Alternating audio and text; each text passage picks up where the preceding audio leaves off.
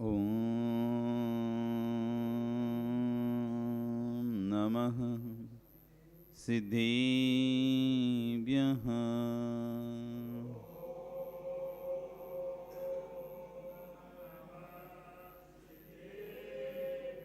ॐ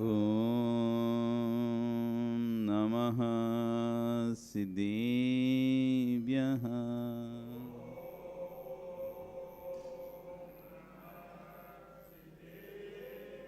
ॐ नमः सिद्धेभ्यः।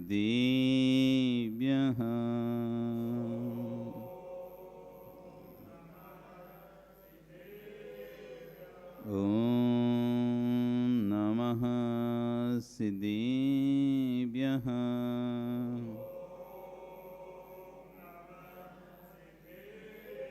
तेरी अड़िए खगिणाई रुतारी मोह सैर सिरेड़ी बिहू आयरी राऊ पसियो परवादिनियों भव्य जी लोए।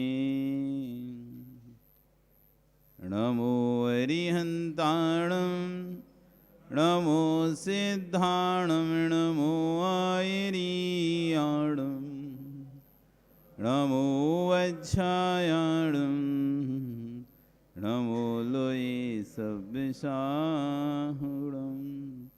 बोले अनंत नसीब परमेष्टि भगवान की जय हो। आदिरम आदिनाथ भगवान की जय हो। वर्तमान शासन महावीर भगवान की जय हो। आचार्य कुंद कुंदेव स्वामी महाराज की जय हो। आचार्य गुरु विश्व सागर जी महाराज की जय हो। अहिंसा में विश्व धर्म की जय हो। चलो मुरि श्री 108 हरिजीत सागर जी महाराज की जय हो।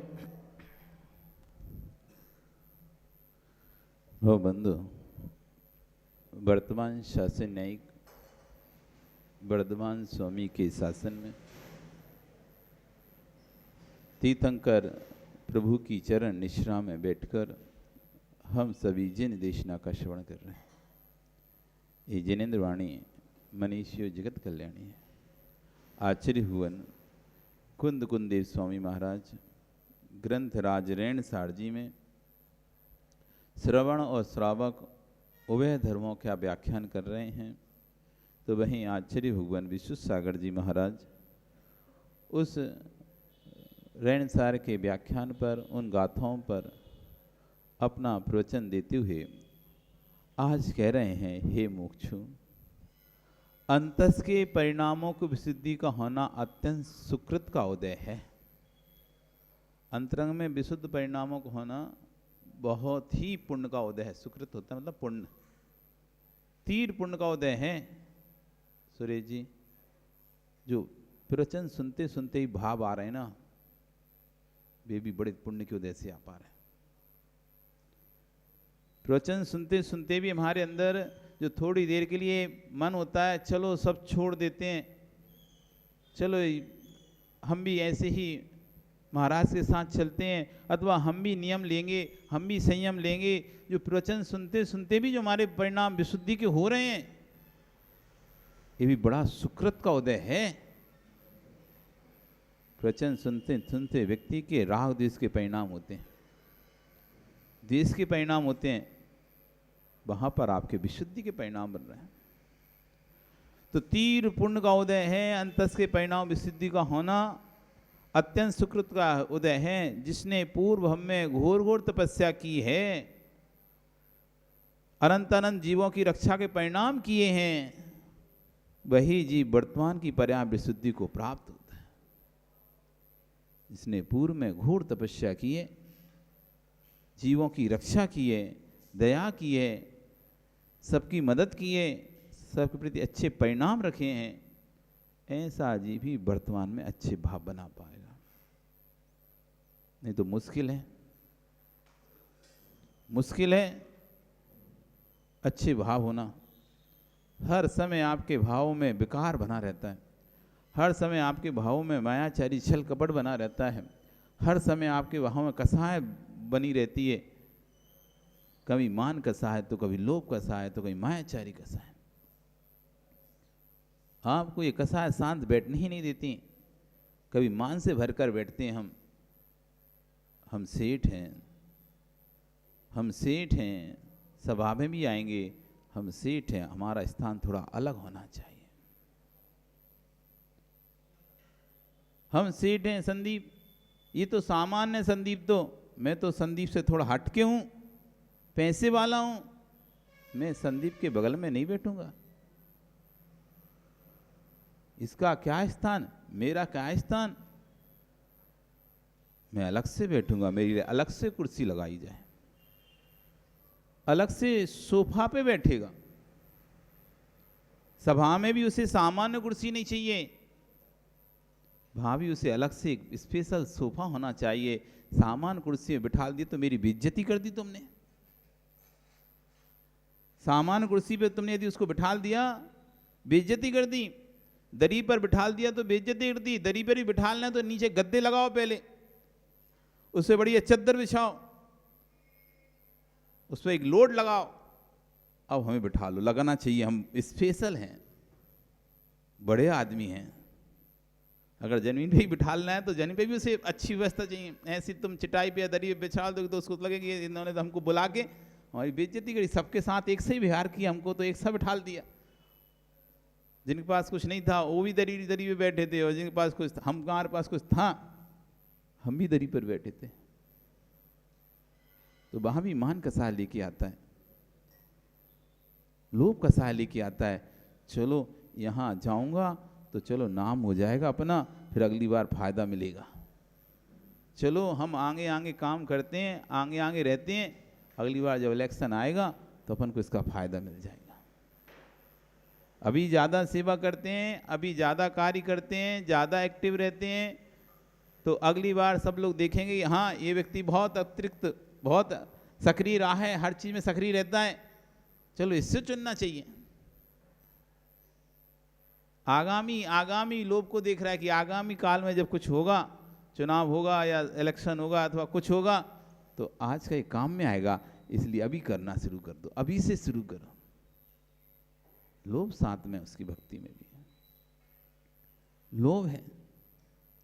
कभी मान आता है, कभी लोभ आता है, कभी मायाचारी आती है। जब भीड़ है तो सबके सामने आगे आगे, बाहर के लोग आए तो आगे आगे, और बाहर के लोग गए तो पते नहीं। जब बाहर के लोग आए, अलग बाहर से लोग आए, तो हम सबसे आगे दिखाई दे रहे हैं, अरे देखो समाज में कितना सक्रिय व्यक्ति है, और आगे आगे रहता है, मतलब यही करता होगा, करता धरता यही होगा, इसका मतलब उनको तो नहीं पता क्या है क्या नहीं है। लेकिन जैसे ही कोई बाहर के व्यक्ति आए, सबसे सक्रिय हम दिखते हैं, और वो गए तो फिर कुछ आते ही पते नहीं है। ये मायाचारी हो गई हमारी। मान हो गया, माया हो गई, लोभ हो गया, क्रोध। हम ऐसा करेंगे, हमें ऐसा करने नहीं दिया तो हम काम बिगाड़ देंगे। समझना, खिलाओ नहीं तो खेल बिगाड़ दें, खिलाओ नहीं तो खेल बिगाड़ दें।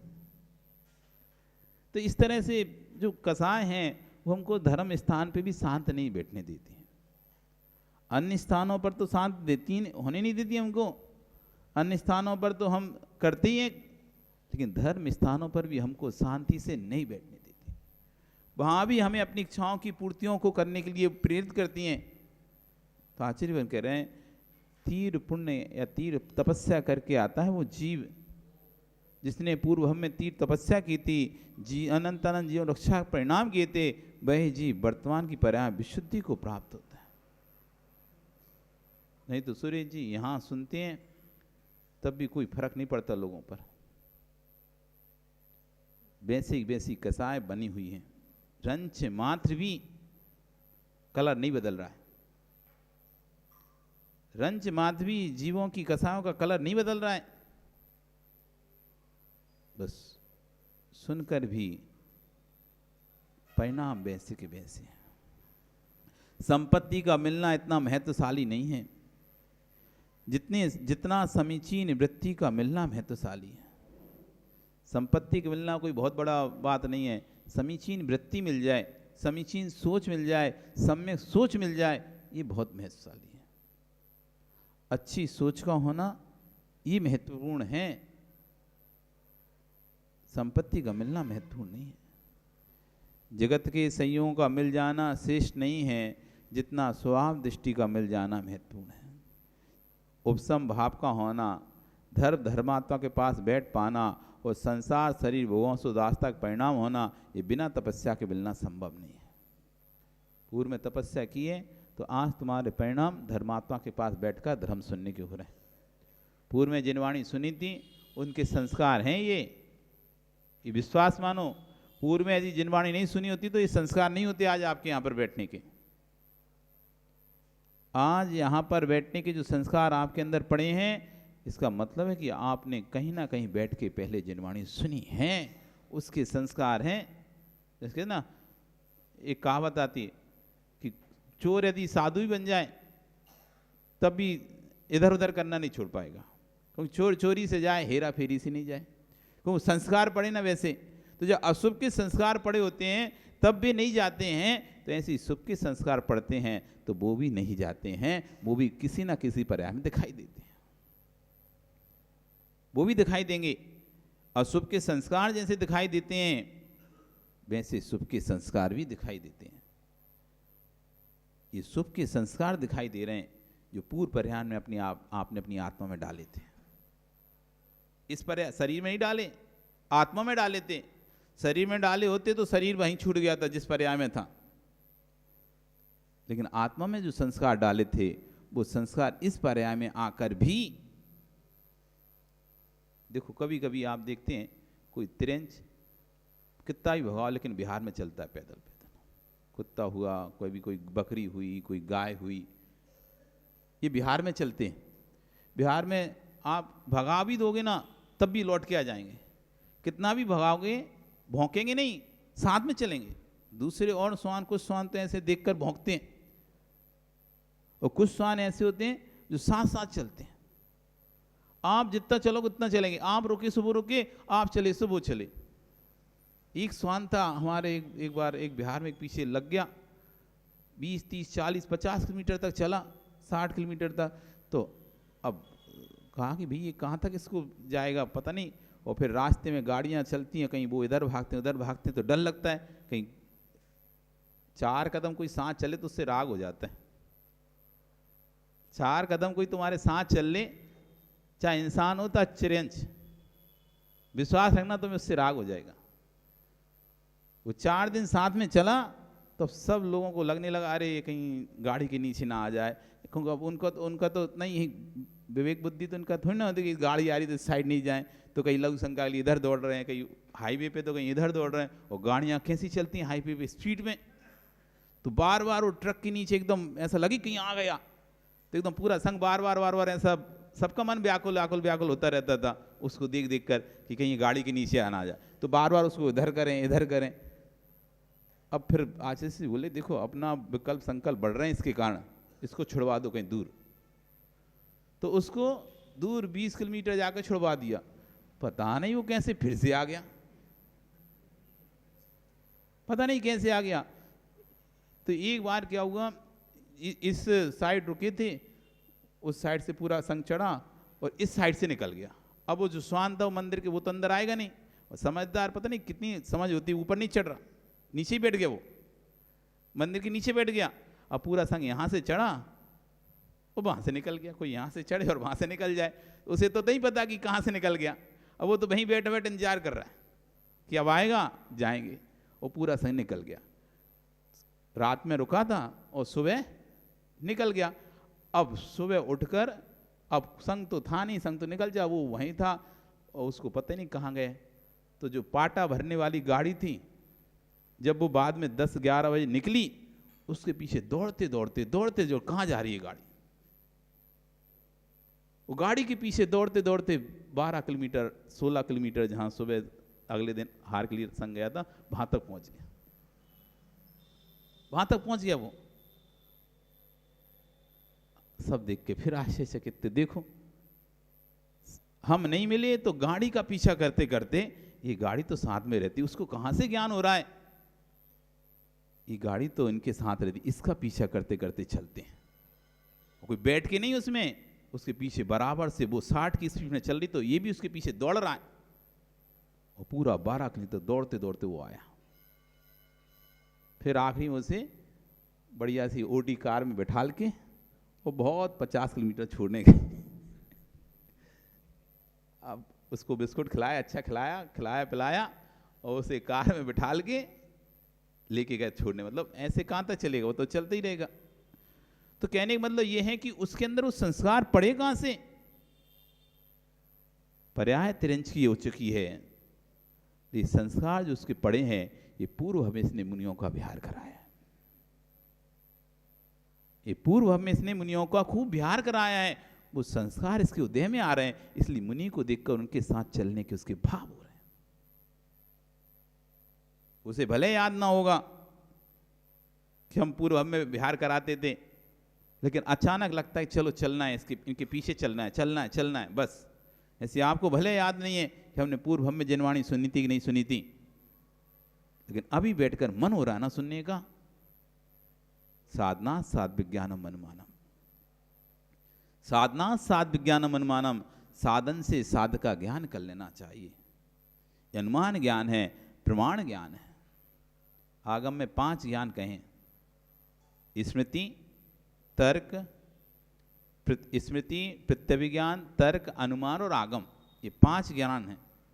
अथवा मति, स्मृति, संख्या, चिंता, अभिनिबोध, ऐसे बोल दें हम, कुछ ही बोल सकते हैं। तो मति ज्ञान, मति, स्मृति, मति जो सामान मननम मति, जिसका मन मनन करते हैं, चिंतन करते हैं, ये मति ज्ञान हो गया। स्मृति जो भूत का ज्ञान हो, स्मृति हो गई। ऐसे यहां पर जाएं तो मति ज्ञान, मति, स्मृति, संज्ञा, तर्क, संज्ञा यानी तर्क ज्ञान, प्रत्यभिज्ञान, संज्ञा यानी प्रत्यभिज्ञान, भूत और भविष्य वर्तमान के ज्ञान को जोड़कर एक नया ज्ञान जो उत्पन्न होता है। किसी को आपने पहले देखा था और आप आज फिर देखा, अरे ये वही है, एक नया ज्ञान उत्पन्न होगा। भूत की स्मृति, भविष्य का प्रत्यक्ष, भविष्य में प्रत्यक्ष देखा, मति ज्ञान से सामने देखा, आंखों से देखा, वो प्रत्यक्ष, और भूत का याद आ गया, अरे ये तो वही वाला व्यक्ति है जो हमको 2 साल पहले मिला था। तो नया एक ज्ञान उत्पन्न हो गया, ये वही है, ये उसके जैसा है, ये उसके समान है, ये उसके बराबर है, ये उससे अलग है, ये उसके जैसा है।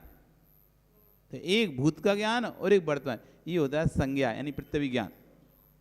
चिंता यानी तर्क, होने पर होना, नहीं होने पर नहीं होना। ऐसा जो ज्ञान होता है कि यदि भाई धुआं होगा, अग्नि होगी तभी धुआं होगा, अग्नि नहीं होगी तो धुआं भी नहीं होगा। इसलिए कोई यदि ये कहता है कि देखो वहां पर धुआं उठ रहा है लेकिन अग्नि नहीं है, तो हम कहें भैया ये आपका गलत है। क्यों गलत है?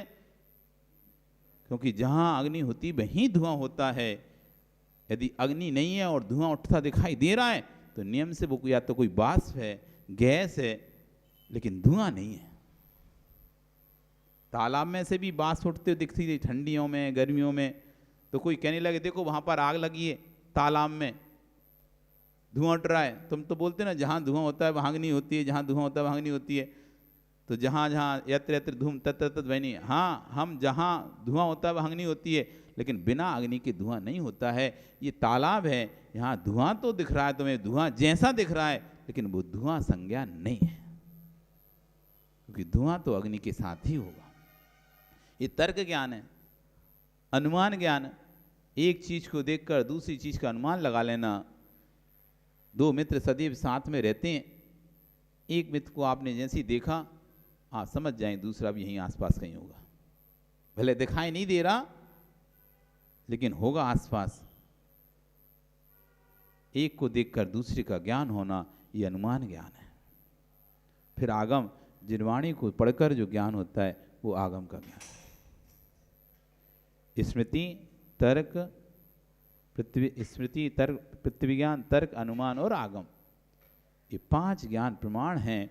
तो इस अनुमान ज्ञान से हम ये बात जान सकते हैं कि पूर्व में जरूर हमने अच्छे से जिनवाणी सुनी थी, अच्छे विशुद्ध परिणाम किए थे, तपस्याएं की थी, उपसम भाव को धारण किया था, धर्म धर्मात्मा के निकट बैठे थे। इसलिए आज हमको ऐसे खोटे पंचम काल में भी जिनवाणी सुनने का मन हो रहा है, जहाँ पर कि भोगों के अनेक साधन हैं, भोगों के साधनों की जहाँ पर कमी नहीं है, एक से बढ़कर एक साधन जहाँ पर उपलब्ध हैं। एक फोन का एक बटन दबाना है, वस्तु आपके सामने खड़ी। ऐसे काल में भी चारों ओर भौतिकता दृष्टिगोचर हो रही है, वहाँ पर इधर धर्मात्मा की रक्षा करने के परिणाम हो रहे हैं, तत्व सुनने के समझने के भाव हो रहे हैं। ये तुम्हारा तीव्र पुण्य का उदय है। ज्ञानी भिव्यार दृष्टि से जिनालय की रक्षा करना, परमा दृष्टि से चेतन आद्र ही तेरा जिन बिंब है और देही तेरा देवालय है। उस देव की रक्षा के परिणाम के लिए देवादेव बनना तेरी मुट्ठी में है। उस देव की रक्षा के परिणाम करोगे तो नियम से तुम देवादिदेव बन जाओगे। जिस जीव के ने निज परिणामों की रक्षा की है वह नियम से भगवान बनेगा। भवन की दीवार गिरने लग जाए तो टेंशन होता है, भैया भवन की दीवार तो पुनः खड़ी कर सकता है, लेकिन ये चैतन्य भवन की दीवार गिरने लग गई तो कैसे क्या कर पाएगा। भावों की विशुद्धि की ईंट खिसकने ना पाए, इतना ध्यान रखना। चाहे सुखभूत निमित्त तुम्हारे घर में हो, चाहे दुखभूत निमित्त तुम्हारे घर में हो। चाहे सुखभूत निमित्त घर में दोनों प्रकार के निमित्त मिलते हैं। सुख जिनसे सुख होता है ऐसे निमित्त भी घर में रहते हैं, और जिनसे दुख होता है वैसे निमित्त रहते हैं। घर में बेटे का पिता सुनता है तो आपको सुख होता है, वहीं बेटे की माँ पति की माँ डांटती है तो दुख भी होता है। दोनों निमित्त सामने हैं, सास भी है और बेटे का पिता भी है। बेटे का पिता आपको घुमाने लेके जाता है, सामान दिलाता है, खिलाता पिलाता है तो आप सुखी रहते हैं, तो वहीं सास काम करवाती है, जाने नहीं देती कहीं, तो दुखी भी रहते हैं। दोनों निमित्त हैं। इधर वो बेटे का पिता घुमा रहा है, खिला रहा है, पिला रहा है, आपकी इच्छाएं पूरी करता है, सामग्री दिलाता है। आप सोचते हैं कितना अच्छा, देखो हमको परिवार में लाए कि सब इच्छाएं पूरी होती हैं, जो चाहिए होता है वो मिल जाता है। लेकिन वहीं दूसरी तरफ दुख है, वो सासू माँ कहीं जाने नहीं देती, घर से निकलने नहीं देती। क्या करें, कहीं जाने की सोचते हैं तो कहती अरे क्या करोगी जाके, बैठो यहीं पे काम करो। थोड़ा दुख भी है, तो सुख के निमित्त भी घर में हैं, दुख के निमित्त भी घर में हैं। दोनों निमित्त तुम्हारे घर में हैं। अब तुम सुखी होना चाहते हो कि दुखी होना चाहते हो? क्या होना चाहते हो? सुख के निमित्त भी घर में है, दुख के निमित्त भी घर में है। बेटा तो बात मानता है, बेटा तो सब कुछ चाहता है, लेकिन बहू नहीं चाहती। बेटे से सुखी हो तुम, लेकिन बहू से दुखी हो। बेटा सेवा करना चाहता है, लेकिन सास और बहू की बनती नहीं है, सो तुम दुखी हो। क्या करें, किसको सुनाएं, किसको नहीं सुनाएं, किसको बोलें, किसको नहीं बोलें। एक को बोलो तो दूसरा नाराज, दूसरे को बोलो तो पहला नाराज। बेटे की पत्नी को बोलो तो हाँ आप तो लोगे अपनी पत्नी की साइड, हमको क्यों बोलोगे, हमको क्यों सपोर्ट करोगे। और बहू का सपोर्ट गए तो तुम तो बस उसके करो, 50 साल से हम साथ में रहे तो हमारी कोई कीमत ही नहीं है। दोनों तरफ समस्या है, दोनों तरफ समस्या है। तो सुख के निमित्त ही वहां पर हैं, दुख के निमित्त ही वहां पर हैं, परंतु उपादान तेरा है। निमित्त हो सकते हैं, उपादान हमारा है। हम अपने उपादान को जैसा जागृत करना चाहें वैसा कर सकते हैं। जो दुख है साधन मिल रहे हैं वो भी आप नहीं हैं, जो सुख के साधन मिल रहे हैं वो भी आप नहीं हैं। न सुख के साधन आप हैं, न दुख के साधन आप हैं। जो आपको दुख देना चाहता है वह भी आपसे भिन्न है, जो सुख देना चाहता है वह भी आपसे भिन्न है। दुख देने वाला भी भिन्न है, सुख देने वाला भी भिन्न है। अब आप क्या चाहते हो? विश्वास रखो, ना सुख देने वाला सुख दे पाएगा, ना दुख देने वाला दुख दे पाएगा। तुम्हारे इस उपादान में जैसी योग्यता होगी वैसा उपादान तुम्हारा प्रवृत्त होगा। जैसा उपादान में हमारी योग्यता होगी, सुख के साधन भी मिल रहे हैं वो भी आप नहीं हो, दुख के साधन मिल रहे हैं वो भी आप नहीं हो, जो आपको दुख देना चाहता है वो भी आपसे भिन्न है, जो आपको सुख देना चाहता है वो भी आपसे भिन्न है। परंतु ध्रुव सत्य ये है कि कोई किसी को दुख देना चाहता है तो उससे सोचना पड़ता है, सामने वाले का पुण्य का उदय है तो दुखी नहीं कर पाएगा, परंतु उसके दुख के बारे में सोचकर वो स्वयं जरूर दुखी हो जाएगा। कोई यदि आपको दुख देना चाहता है तो यदि आपका प्रबल पुण्य का उदय है तो वो आपको दुख नहीं दे पाएगा, देने वाला स्वयं जरूर दुखी रहेगा कि ये दुखी क्यों नहीं हो रहा। कभी कभी व्यक्ति इस बात से दुखी है कि सामने वाला दुखी क्यों नहीं है, उसका स्वयं का दुख कुछ भी नहीं है, बस इतना सा दुख है कि काम अच्छे से कैसे हो रहा है, काम अच्छे से निर्विघ्न कैसे हो रहे हैं, कोई विघ्न क्यों नहीं आ रहा है, बस इस बात से दुखी है व्यक्ति, और कोई दुख नहीं है। दुखी होना या ना होना ये उस जीव के पुण्य पाप का नियोग है, परंतु दुखी करने वाले से कह देना कि तू दुखी हो चुका है, बिना सोचे कोई काम होता नहीं है। यदि कोई किसी को सुखी भी करना चाहता है तो भी बिना सोचे नहीं कर सकता।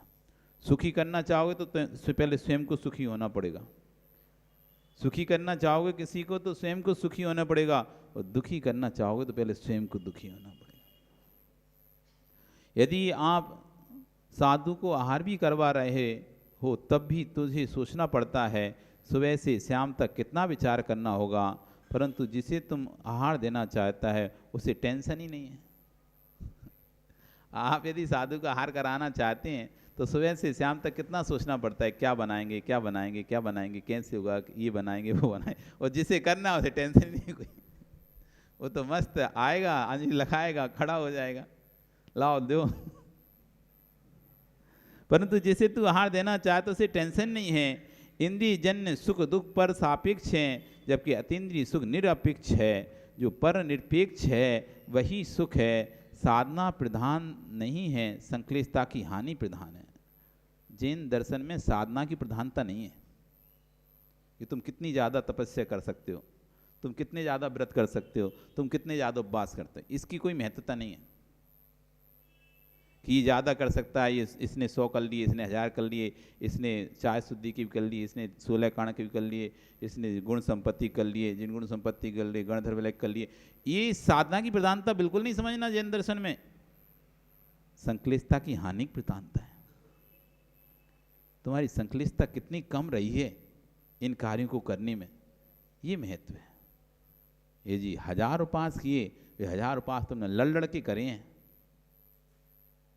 तो कार्यकारी नहीं है। यदि एक उपास आपने विशुद्धि से किया है वो कार्यकारी है।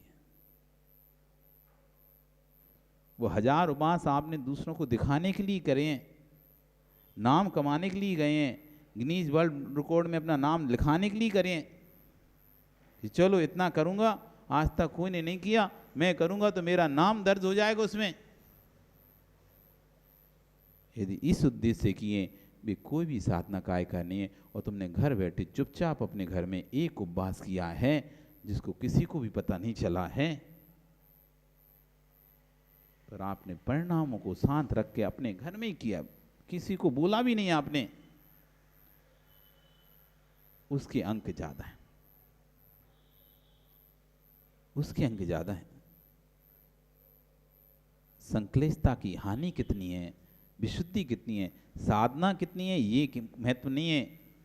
साधना अधिक हो सकती है, विशुद्धि कम हो सकती है, विशुद्धि अधिक हो सकती है, साधना कम हो सकती है।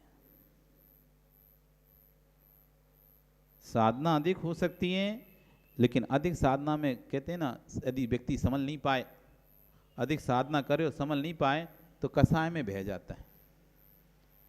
जब शुरू करता है ना तब कसाय में नहीं बहता। एक उपवास करे आदमी को कसाय नहीं आती, 2 उपवास, 3 उपवास, 4 उपवास नहीं आती, 5 उपवास की तब भी नहीं आई। अब 6वें उपवास से आई, देखो हम 10 करने वाले हैं। अब मान कसाय आना लगी। अब देखो हमारे 7 हो गए, 8 हो गए हमारे। जैसे जैसे वो साधना बढ़ रही है, वैसे वैसे अंतरंग में कसाय, मान कसाय बढ़ रही है। देखो हमारे 10 हो गए। अब 10 हो गए, अब सम्मान होना चाहिए। अब एक उत्साह होना चाहिए, भले छोटा सा हो लेकिन होना चाहिए, कुछ तो होना चाहिए, कुछ तो करना चाहिए। अब वो हम दूसरों को, कितने करे तुमने इस परिश्रम, तू करे, अरे हमने तो 10 करे थे। अब हमारे अंदर कसाय आ गई है उस साधना में, विशुद्धि खत्म है। पहले उपवास में विशुद्धि थी, दूसरे में भी विशुद्धि थी, लेकिन जैसे जैसे हम सीढ़ी ऊपर चढ़ते जा रहे थे, ऊपर बढ़ते जा रहे थे, वैसे वैसे हमारे अंदर मान कसाय की संक्लिष्टता बढ़ती जा रही थी, वैसे वैसे मायाचारी की संक्लिष्टता बढ़ती जा रही थी। अब कोई पूछता था तो हम नहीं बताते थे क्या करने वाले हैं हम आगे।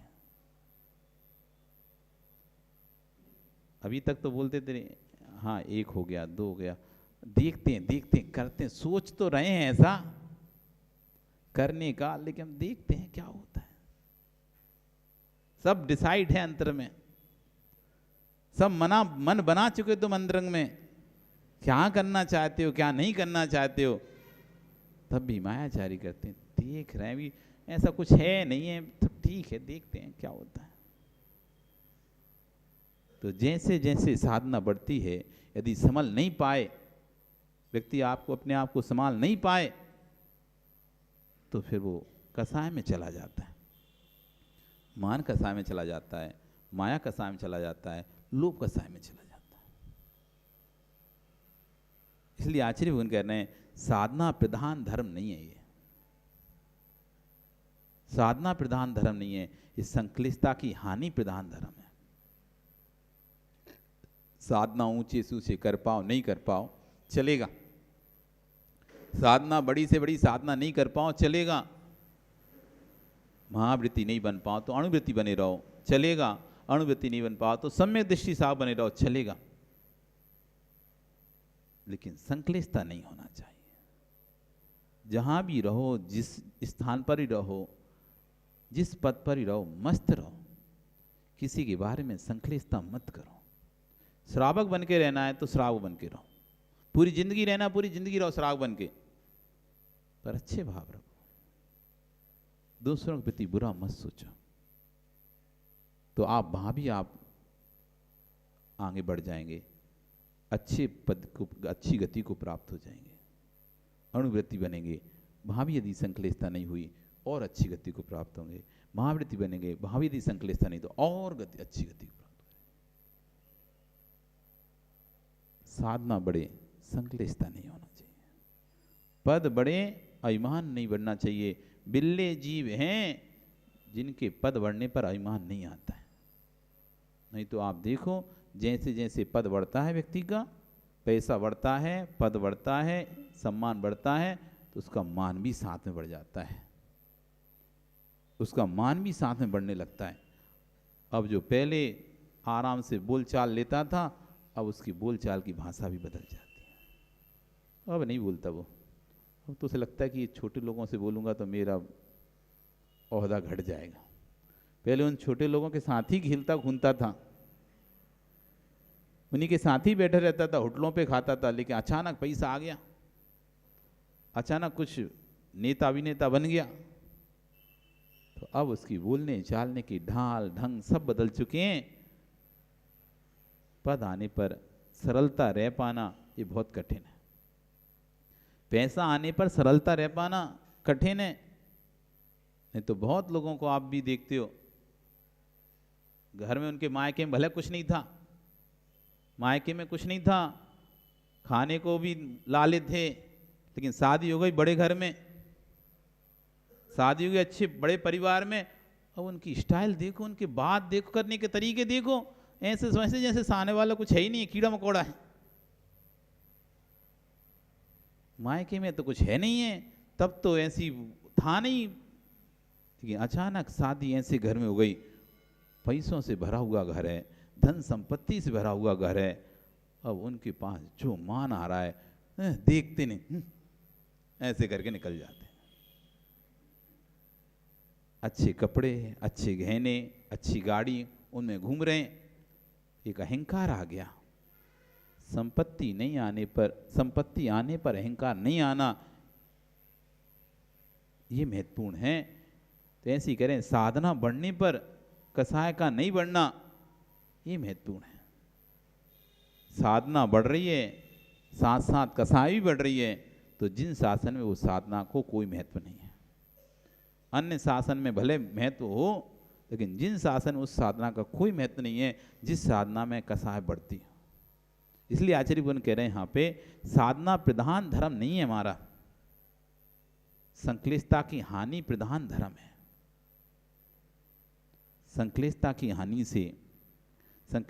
हानि से आपकी थोड़ी सी साधना भी बहुत महत्व काम कर जाएगी, और बड़ी से बड़ी साधना भी संक्लिष्टता के कारण अप्रभावी हो जाएगी। संक्लिष्टता की हानि के लिए साधना है, साधना में संक्लिष्टता है तो साधना साधना नहीं है। साधना किस लिए करते हैं? संक्लिष्टता की हानि के लिए। लेकिन साधना में ही संक्लिष्टता हो जाए, साधना करने में संक्लिष्टता हो जाए, ये हमको करने नहीं दे रहे। और लड़ झगड़ के तुमने यदि उपवास कर भी लिया तो पूरे दिन आप संक्लिष्टता में, सामने वाला है तुम भी हो, तो संक्लिष्टता के लिए साधना की थी या संक्लिष्टता की हानि के लिए साधना की थी? जो भी पुण्य क्रिया, धर्म क्रिया करें आप, इस विषय को पहले चिंतन करके प्रारंभ करना कि मेरे पुण्य कार्य में, मेरे धर्म कार्य में मुझे शांति कितनी और संक्लिष्टता कितनी। जो कल हम बात कर रहे थे ना आपको, हम कोई भी उपवास आदि कर रहे हैं, कुछ भी आदि कर रहे हैं, तो इसमें ये विशेष चीज ढूंढो, इस पुण्य क्रिया में, धर्म क्रिया में शांति कितनी है और संक्लिष्टता कितनी है। मुझे लड़ झगड़ कर वो चीज कार्य करवाना पड़ रहा है, रो धो के करवाना पड़ रहा है, चिल्ला चोंट करके करवाना पड़ रहा है, यह शांति से हो रहा है? यदि करवाना पड़ रहा है, मुझे कितना बोलना पड़ता है, तब जाके वो हो पाता है। आपको एक गंधोदक की 1-2 बूंद गंधोदक चाहिए और आप मंदिर नहीं जा पा रहे हो, तो आप कहते हो किसी से भैया गंधोदक ले आना, वो नहीं लाता, आप लड़ झगड़ के जा, आप फिर से जा लेके आए, ऐसा मतलब चिल्ला चोट करके फिर लाके वो गंधोदक आपको देता है और आप फिर लगाते हो, तो बताओ उससे फायदा क्या होगा? हमारा उपवास था, हम नहीं जा सकते, तो तुम लेके आओ हमारा उपवास, आज लेके आना पड़ेगा। कैसे भूल गए? तो हमारी साधना में शांति कितनी है, और नमक छोड़ के चले गए। अब नमक छोड़ के चल गए, घर में उत्पाद बचा दिया तुमने, ये हटाओ, ये बनाओ, ये बनाओ, ये बनाओ, ये बनाओ। उस शांति के लिए तुमने नमक छोड़ा था कि संक्लिष्टता के लिए नमक छोड़ा था?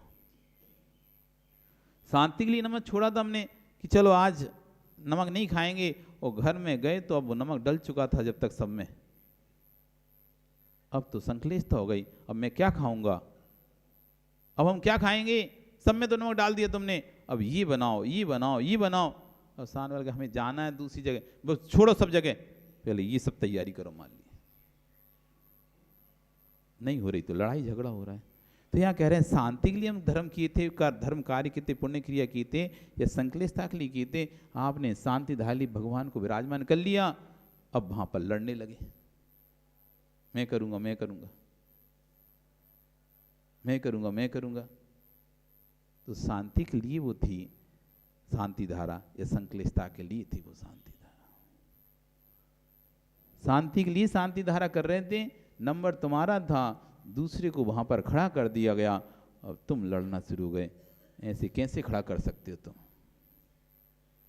मेरा नंबर है, तुम लेट आए, सामने दूसरे को खड़ा कर दिया, अब तुम वहां पर गुस्सा कर रहे हो, मेरा नंबर है, मुझे दो भगवान, मुझे दो भगवान, मैं रखूंगा सिर पर। लड़ ला के तुमने भगवान सिर पे रख भी लिए तो कौन सा पुण्य कर लिया? लड़ झगड़ कर रख भी लिए तुमने सिर पर, दूसरे से छीन लिए, उसके हाथ से छीन लिए। हट, तेरा थोड़ी नंबर, ला मुझे दे, मुझे दे, मेरा नंबर है। तेरा हाथ में, उसके हाथ से कला छीन लिया, तेरा थोड़ी ना है, मेरा है, मैं करूंगा पहले। हमने बोल ही लिए हमारा नंबर है, हमारा ऐसा है। तो कह रहे हैं संक्लेशता कितनी है और शांति कितनी है। जीवन में धर्म शांति मात्र के लिए किया जाता है और धर्म के काल में शांति के स्थान संक्लिष्टता आ रही है। धर्म नहीं अधर्म हो रहा है, धर्म नहीं अधर्म हो रहा है। वो ये खोज स्वयं बैठकर करना है कि मेरा धर्म शांति भूत हो रहा है या संक्लिष्टता भूत हो रहा है। बस अपन को इतना ही सोचना है। हमको यदि शांति मिलती है धर्म है, और संक्लिष्टता होती है अधर्म है। शांति होती है धर्म है, संक्लिष्टता हो रही है अधर्म। इतनी ही परिभाषा धर्म अधर्म की। कोई पूछे धर्म किसे कहते हैं, अधर्म किसे कहते हैं? जो संक्लेशता से युक्त है वो अधर्म है, जो विशुद्धि से युक्त है वो धर्म है। जो संक्लेशता से युक्त है वो अधर्म है। क्रिया कुछ भी होती हो लेकिन संक्लेशता उसके अंदर है वो अधर्मी ही है, और जिसके अंदर विशुद्धि है वो धर्मी ही है। विशुद्धि ही धर्म है, संक्लेशता ही अधर्म है। इतना सा सूत्र ध्यान रखो। विशुद्धि संक्लेशांगम चैव स्वपरस्तो सुखा सुखम पुण्य पापा सर्वो युक्तो चेदना व्यर्थ आर्यते। आचार्य भुवन समद्भट स्वामी भगवान महावीर स्वामी की स्तुति करते हैं। उनके कहते हैं हे भगवान, आपके शासन में पुण्य पाप का कोई संबंध है तो विशुद्धि और संक्लेशता से है। विशुद्धि है तो पुण्य है, संक्लेशता है तो पाप है। क्रियाओं का उसमें कोई भी महत्व नहीं है। क्रिया क्या है? क्योंकि यदि पाप निरोधोन्यो नहीं, आचार्यवन कहते हैं पुण्य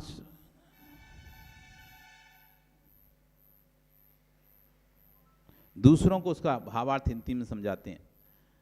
यदि दूसरों को दुख देने से पाप का ही आश्रव होता है और दूसरों को सुख देने से पुण्य का ही आश्रव होता है, फिर अचेतन पदार्थ कांटे आदि उनको पाप का आश्रव होगा और लड्डू मोदक आदि उनको पुण्य का आश्रव होगा। यदि दूसरों को सुख देने से पुण्य बनता है और दूसरों को दुख देने से पाप ही बनता है, यदि ये सर्वथा नियम है, तो फिर एक दिगंबर मुनिराज पाप का आश्रव करेंगे, क्योंकि वो घर को छोड़कर आते हैं, उनके घर के लोग दुखी हो जाते हैं। एक गृहस्थ चलाने शादी करने वाला श्रावक पुण्य का आश्रव करेगा, क्योंकि उसकी शादी करके तो माता पिता सुखी हो जाते हैं। तो बताओ, सुख देने से पुण्य लगता है क्या? दुख देने से पाप लगता है क्या?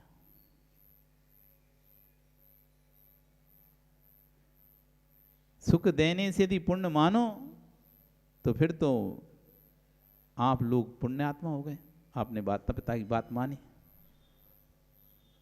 और वो दुखी नहीं करा आपने। वो अगर दुख देने से पापी मानते तो हम हो गए फिर तो पापी।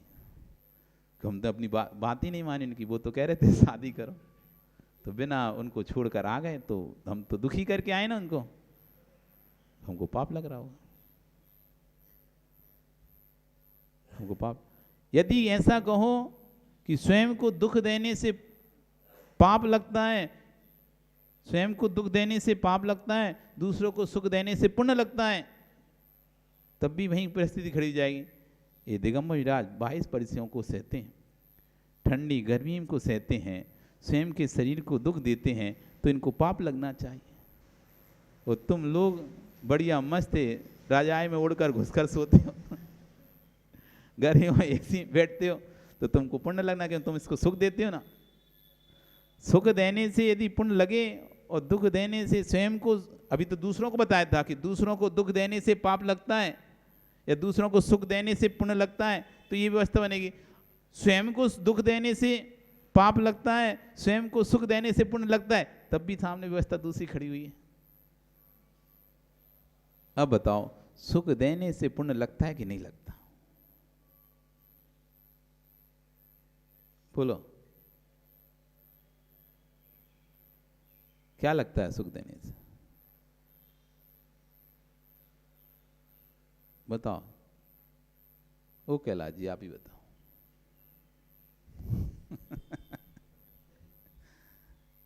क्या लगता है सुख देने से? अभी तो हमने परिभाषा सब बता ही दी तुमको, समझा ही दिया थी, ऐसा होगा तो फिर ऐसा हो जाएगा, फिर ध्यान रखना। अब तुम पूछो, क्या उत्तर दोगे? कौन देगा उत्तर इसका? कोई देगा? बताओ, तुम बताओ। अशोक, अशोक नाम है सुभाष, क्या नाम? अशोक, बताओ क्या सोच रहे हो? सुख देने से पुण्य होता है कि पाप होता है? दुख देने से पुण्य होता है कि पाप होता है? किससे क्या होता है? संजय, सोचो।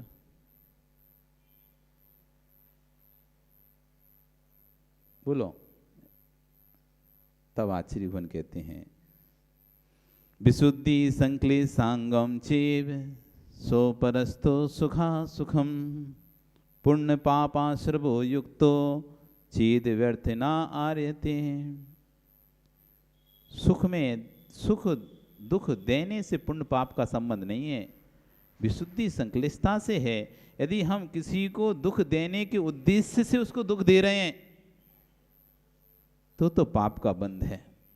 हमारा उद्देश्य किसी को दुखी करना नहीं है, लेकिन फिर भी सामने वाला दुखी हो रहा है तो उसका है, हमको कोई पाप का बंध नहीं है। हम घर अपने घर वालों को दुखी करने के लिए नहीं छोड़े हैं कि तुमसे बदला लेते हैं हम, कि तुमको दिखाते हैं बिना संतान के क्या दुख होता है।